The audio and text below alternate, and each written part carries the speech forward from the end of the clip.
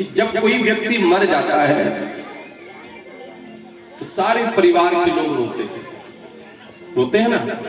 और अगर इन्हीं लोगों से कह दिया जाए कि ऐसा करो कि हम इसको जिंदा कर देंगे, उसके बदले में तुम मर जाओ, तो कोई तैयार होगा? अगर किसी से बोला जाए भाई ये जिंदा हो जाएगा, उसके बदले में तुम मर जाओगे, तो नहीं करेगा। भले क्यों पत्नी ही क्यों ना हो। जो पत्नी कहती है मैं अपने पति को बहुत प्रेम करती हूँ, पत्नी भी तैयार नहीं होगी, क्योंकि जानते हो यहां सब रिश्ते नाते झूठे हैं, यहां सब लोग मतलबी है। अगर कोई सच्चा प्रेमी आपका है तो वो एक है। पति भी आपसे तब तक प्रेम करता है जब तक स्वार्थ है, पत्नी भी तब तक प्रेम करती है जब तक स्वार्थ है, बच्चे भी तब तक प्रेम करते हैं जब तक स्वार्थ है। लेकिन बिना स्वार्थ के प्रेम करने वाला एक है, वो है मेरा गोविंद, वो है मेरा बिहारी, जिसे कोई स्वार्थ नहीं है, जिसको कोई स्वार्थ नहीं है, बस आप प्रेम करते जाओ। स्वार्थ मीत सकल जग माही, सपने हो प्रभु परमार्थ नाई। स्वार्थ मीत सकल जग माही, सपने हो प्रभु परमार्थ नाई। सब स्वार्थी है। लेकिन आज ये कह रहा है हिरण्यकश्यप, क्यों रो रही हो? कैसा रोना ये, क्यों रोना, और ये सब मतलब का रोना है। और क्या तुमको ये मालूम नहीं, ये हाल सभी का होना है, सबका हाल होना। अच्छा एक चीज मैं आपसे पूछूंगा, आप लोग जवाब देना। जैसे जब व्यक्ति चलता है, जैसे कोई व्यक्ति दौड़ रहा है, तो दौड़ने में उसे आराम मिलता है कि धीरे धीरे चलने में? बोलो बोलो विष्णु, जोर से बोलिए, मुझे सुनाई पड़ेगा। दौड़ने में आराम मिलता है कि धीरे धीरे चलने में? अच्छा धीरे धीरे चलने में आराम मिलता है कि खड़े रहने में? खड़े रहने में और आराम मिलता है। अच्छा खड़े रहने में आराम मिलता है कि बैठने में? बैठने में। अच्छा बैठने में आराम मिलता है कि लेटने में? लेटने में। अच्छा लेटने में आराम मिलता है कि सोने में? अच्छा सोने में आराम मिलता है कि मरने में? अच्छा बताओ ये मरना क्या है?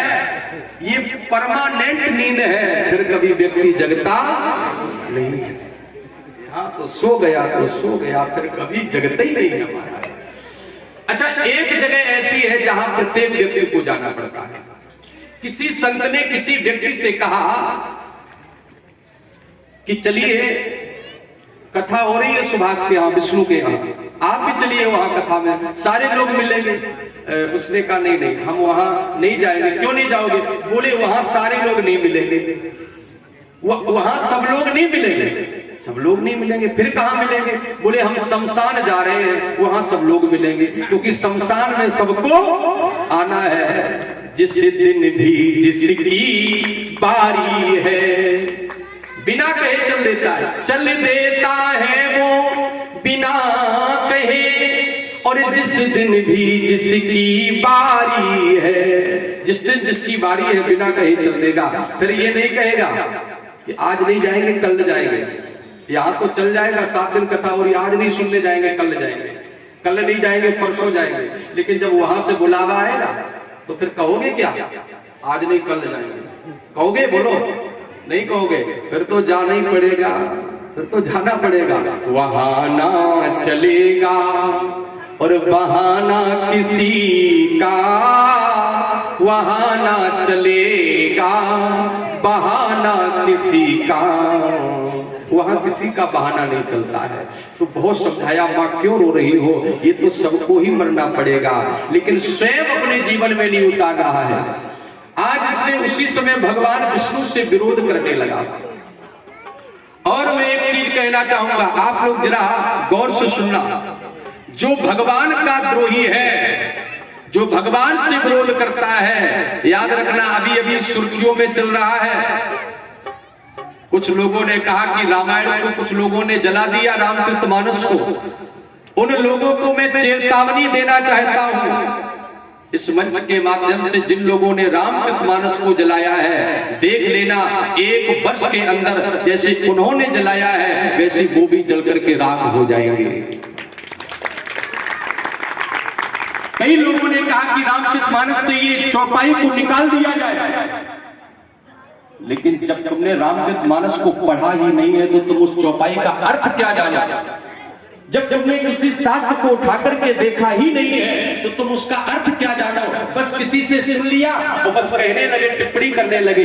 कुछ लोग केवल सुर्खियों में आने के लिए ही ऐसा कृत्य करते हैं कि हम सुर्खियों में बने रहे, सुर्खियों में बने रहे। जीवन में याद रखना,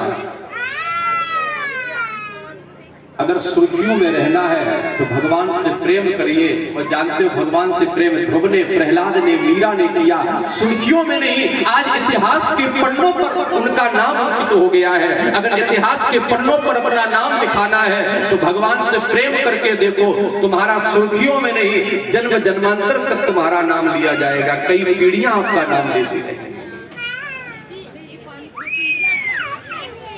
इसने कहा कि आज से मैं उस विष्णु से प्रतिशोध का बदला लूंगा। इसने मृगशाला को उठाया और तपस्या करने के लिए जंगल में चला गया। लेकिन उसी समय देवताओं ने अपने गुरु बृहस्पति भगवान को भेजा कि आप जाइए, ये दैत्य है, अगर इसने तपस्या को पूरा कर लिया तो ये किसी को रहने नहीं देगा, किसी को रहने नहीं देगा। आज उसी समय जिस पेड़ के नीचे इसने मृगशाला को बिछाया, हिरण्यकश्यप ने उसी पेड़ की डाली पर बैठ करके बृहस्पति भगवान के तोते का रूप बनाया और नारायण नारायण नारायण नारायण नारायण नारायण नारायण नारायण जपने लगे। इसने देखा कि मैं आया था तपस्या करने ब्रह्मा जी की और किसी ने मेरे बैरी का नाम ले लिया, अशुभ हो गया। देखो भगवान का नाम सुनकर के लोग कहते हैं कि मेरा आज दिन अच्छा जाएगा, और ये दैत्य कह रहा है कि अशुभ हो गया, आज तपस्या नहीं करेंगे। इसने मृगशाला को समेटा, घर चला गया। इसकी पत्नी कयाधु ने कहा कि स्वामी आप तो तपस्या करने गए थे, वापस क्यों आ गए। इसने कहा देवी क्या बताऊं, जिस पेड़ के नीचे मैंने मृगशाला को बिछाया और ना जाने कहां से एक तोता आया, वो नारायण नारायण नारायण नारायण नारायण नारायण नारायण नारायण नारायण नारायण नारायण करने लगा। ओ कयाधु इसकी पत्नी ने देखा कि आज जीवन में मेरे पति ने पहली बार भगवान नारायण का नाम लिया, क्यों ना इनके द्वारा पुनः इस नाम का उच्चारण कराया जाए। जब भोजन करने के लिए गया तो कयाधु ने कहा स्वामी मैं भूल गई, जरा बताइए वो कैसे ले रहा था नाम। अरे देवी क्या बताऊं, जैसे मैंने वृक्ष के नीचे मृगशाला को बिछाया, न जाने कहां से एक तोता आया और नारायण नारायण नारायण नारायण नारायण नारायण ध्वनि करने लगा। फिर जब सोने के लिए गया तो कयाधु कक्ष में पहुंच गया। क्या बात है, ये भी देखो नारायण बोल रहा है, वो तोता भी नारायण बोल रहा था और ये भी नारायण बोल रहा था। नारायण पैर दबाने लगी जब इसकी पत्नी, तो कहा स्वामी जरा मैं भूल गई हूँ वो तोता कैसे कह रहा था। अरे देवी क्या बताऊं, जैसी मृगशाला को बिछाया वैसे नारायण नारायण नारायण नारायण नारायण नारायण 108 बार कह दिया, एक पूरी नमाला हो गई। उसी रात्रि को मैया कयाधु गर्भवती हो गई, जिसके पेट में स्वयं भगवान नारायण का भक्त प्रहलाद आया। इसलिए वो भक्त प्रहलाद हुआ क्योंकि उस रात्रि को भगवान नारायण का नाम लिया, इसलिए उसके गर्भ से महाराज प्रहलाद जैसा भक्त हुआ। ये सुबह हुआ, मृगशाला को समेटा और चला गया। मद्राचल पर्वत की तलहटी में पहुंचा, मृगशाला को बिछाया और खड़े होकर के ये ब्रह्मा जी की तपस्या करने लगा। और इसने तपस्या कैसे की, ऊर्ध्वबाहो नमो दृष्टि पादांगुष्ठ श्रुतावनी। ऊर्ध्वबाहु, अच्छा दैत्यों ने तपस्या की भगवान ब्रह्मा जी की, दैत्यों ने तपस्या की ब्रह्मा जी की और देवताओं ने तपस्या की भगवान नारायण। अंतर इतना ही रहा, जितने भी दैत्य हुए उन्होंने भगवान की तपस्या नहीं की, उन्होंने ब्रह्मा जी की तपस्या की। लेकिन जितने भी देवता हुए, मनुष्य हुए, उन्होंने भगवान नारायण की तपस्या की। ऊर्ध्वबाहो नमो दृष्टि पादांगुष्ठ श्रुतावनी। ऊपर को भुजाएं हैं, नेत्र बंद हैं और पैर के अंगूठे के बल पर खड़ा है, यूं पैर के अंगूठे पर खड़ा है और एक शब्द बोल रहा है, ओम ब्रह्मणे नमः, ओम ब्रह्मणे नमः। आज हिरण्याकश्यप ने ब्रह्मा जी की इतनी तपस्या करी कि इसका जो शरीर है वो हड्डियों के ढांचों में बदल गया। ब्रह्मा जी ने देखा कि मेरा भक्त तपस्या कर रहा है, चलो दर्शन दें। ब्रह्मा जी चले और ब्रह्मलोक से चले विमान लेकर के, और जैसी नीचे देखा तो अस्थियां पड़ी हैं, उन अस्थियों से आवाज आ रही है, ओम ब्रह्मणे नमः, ओम ब्रह्मणे नमः। ब्रह्मा जी ने कमंडल से जल लिया, मार्जन किया, तो आज ये दोबारा ऐसे लग रहा है कि अभी भवन से चला आ रहा है। ब्रह्मा जी ने कहा वरदान मांगो। इसने कहा बाबा मैं जो मांगने आया हूं वो आप दे नहीं पाएंगे। तो ब्रह्मा जी ने कहा फिर तपस्या क्यों की? तपस्या क्यों की? बोले तपस्या इसलिए की है कि अगर आप दे सकते हो तो दे करके जाओ, अगर नहीं दे सकते हो तो वापस चले जाओ, मैं फिर एक दिन तपस्या कर लूंगा। ब्रह्मा जी ने कहा नहीं नहीं मांगो। अच्छा, हिरण्याकश्यप ने ब्रह्मा जी से क्या मांगा? बाबा हम ये मांग रहे हैं कि इस संसार में हमें कोई मार ना सके। बताओ ऐसा कोई है जो मरे ना? ऐसा कोई दुनिया में है जो मरे ना? रावण ने भी यही कहा था, हम भी किसी के मारे ना मरे। लेकिन वही रावण, वो रावण कोई साधारण नहीं था, वही रावण भी मारा गया। तो यही हिरण्याकश्यप ने कहा कि हम काहू के और मरही न मारे, हम काहू के मरही न मारे, हम किसी के मारने से न मरे। ब्रह्मा जी ने कहा ये वाला वरदान हम नहीं दे सकते। फिर कौन देगा? बोले ये तो भगवान नारायण ही दे सकते हैं, ये तो प्रधानमंत्री ही दे सकते हैं, हम तो सांसद हैं। तो बाबा पहले मैंने बोला था आप अगर दे सको तो दो, ना तो चले जाओ और दूसरा मांगो। तो जानते हो इसने हिरण्याकश्यप ने क्या मांगा ब्रह्मा जी से? आप लोग भी जरा गौर से सुनिए। इसने कहा कि प्रभु अब जरा आप पेन और कॉपी पर नोट करिए और मैं बोल रहा हूं। ब्रह्मा जी ने कहा, इसने कहा ठीक है। ब्रह्मा जी ने कहा ठीक है हम सुन रहे हैं, तुम बोलिए। इसने कहा सुनो, ना तो हम जल में मरे, ना थल में मरे, ना ऊपर मरे, ना नीचे मरे, ना भीतर मरे, ना बाहर मरे, ना आकाश में मरे, ना पाताल में मरे, ना जिंदा से मरे, ना मुर्दा से मरे, ना नर से मरे, ना नहर से मरे, और ना दिन में मरे, ना रात में मरे, ना 12 महीनों में मरे, ना अस से मरे, ना सत से मरे, ना जिंदा से मरे, ना मुर्दा से मरे। इसने सब मांग लिया, ना जिंदा से, ना मुर्दा से, ना अक्ष से, ना शस्त्र से, ना घर के अंदर, ना घर के बाहर, ना ऊपर, ना नीचे, ना जल, ना थल, ना दिन, ना रात, ना आग, मनुष्य, ना देवता, ना पशु, ना पक्षी, किसी से ना मरे। ब्रह्मा जी ने कहा एव वस्तु कहा और ब्रह्मा जी अंतर्ध्यान हो गए। और जैसी एव वस्तु कह के ब्रह्मा जी अंतर ध्यान हो गए। अब तो हिरण्याकश्यप ने देखा मुझे वरदान मिल गया है, ये अपनी नगरी में आया और इसने घोषणा कर दी अपनी नगर में कि आज से कोई भी भगवान का भजन नहीं करेगा, और जो भी भगवान का भजन करेगा उसे मैं कारागृह में डाल दूंगा। और इसने कह दिया क्या कि मैं राजा हूं, मैं ईश्वर हूं। अरे ऐसा सबको कहना होगा, और यदि मेरा कहा न मानोगे, यदि मेरा कहा न मानो तो जेलों में सड़ना होगा। यदि मेरा कहा न मानोगे तो जेलों में सड़ना होगा। यदि मेरा कहा न मानोगे तो जेलों में सड़ना होगा।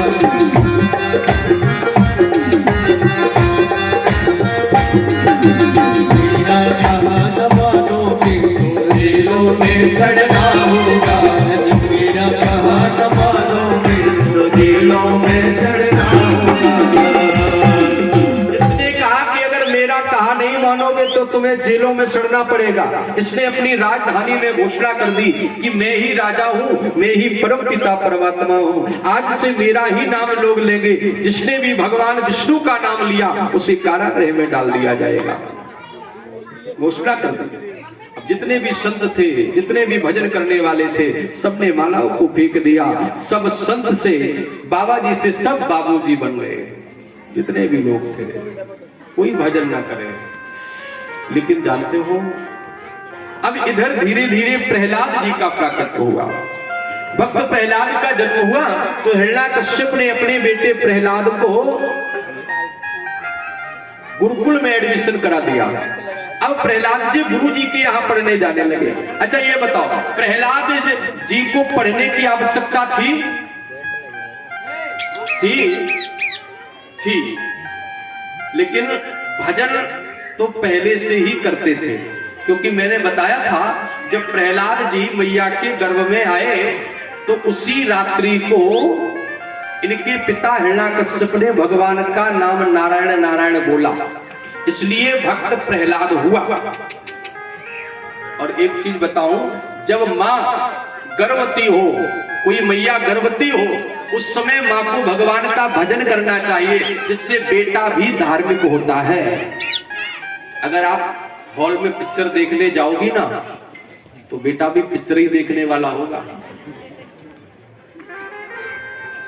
जब बालक हो पेट में, तो उस समय भगवान का भजन करना चाहिए, कथा सुननी चाहिए, गीता का पाठ करना चाहिए, रामचरितमानस को पढ़ना चाहिए, जिससे बालक भी धार्मिक हो। तो इसलिए प्रहलाद जी धार्मिक हुए, गुरुकुल में गुरु जी के यहाँ जाने लगे पढ़ने के लिए। लेकिन प्रहलाद जी क्या पढ़ते हैं? और दैत्यों की पाठशाला में क्या पढ़ाया जाता है? दैत्यों की पाठशाला में पढ़ाया जाता है, इसको मारो, उसकी चोरी करो, उसके साथ ये करो, वो करो। ये तो दैत्यों की पाठशाला है, लेकिन संतों की पाठशाला में तो भगवान का भजन कराया जाता है। प्रहलाद जी पढ़ने लगे। एक दिन गुरुदेव आश्रम में नहीं थे, क्योंकि प्रहलाद को जो पढ़ाते हैं वो शुक्राचार्य जी के बेटा है, जिनका नाम है संडा और मर्क। दो लोग हैं जो पढ़ा रहे हैं। एक दिन गुरुजी आश्रम में नहीं थे, प्रहलाद जी से कहा, बेटा आज तुम बच्चों को पढ़ाना। जी गुरुदेव। गुरुजी चले गए। प्रहलाद जी ने कहा बालकों से, आज हम तुम लोगों को पढ़ाएंगे। लेकिन प्रहलाद जी पढ़ाते क्या है? प्रहलाद जी कहते हैं हम जो पढ़ाएंगे वो पढ़ना। अच्छा, पहले आप लोग जो 40 या 50 के ऊपर वाले हैं, वो लोग किस पे पढ़े हैं? पहले पेन कॉपी चलता था, किस पे पढ़े हो? वो लकड़ी की आती थी ना, उसे क्या बोलते थे? स्लेट। स्लेट बोलते थे, पट्टी भी बोलते थे, पाटी। तो पहले इसी में पढ़ा जाता था। तो प्रहलाद जी ने बच्चों से कहा, देखो आज हम पढ़ाएंगे, गुरु जी का आदेश है, आज हम पढ़ाएंगे, आप लोगों को चकाचक पढ़ना है। तो जबलपुर वाले पढ़ोगे मेरे साथ? सच्ची में पढ़ोगे? चलो हम पढ़ाएंगे। तो सब लोगों ने एक स्लेट और पेंसिल निकाल ली, पढ़ने लगे सभी लोग। और क्या पढ़ रहे हैं? अरे लिखो पाटी मेरा, अरे लिखो पाटी मेरा, पढ़ो पाटी मेरा, बोलो श्री राम जय राम, जय जय राम, बोलो श्री राम जय राम, जय जय राम, बोलो श्री राम जय राम, जय जय राम, बोलो श्री राम जय राम, जय जय राम, बोलो श्री राम जय राम, जय जय राम, बोलो श्री राम जय राम, जय जय राम,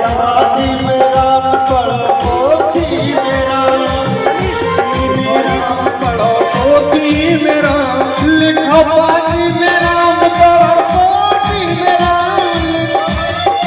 पाटी मेरा, बोलो श्री राम जय राम, जय जय राम, बोलो श्री राम जय राम, जय जय राम, बोलो श्री राम जय राम, जय जय राम, बोलो श्री राम।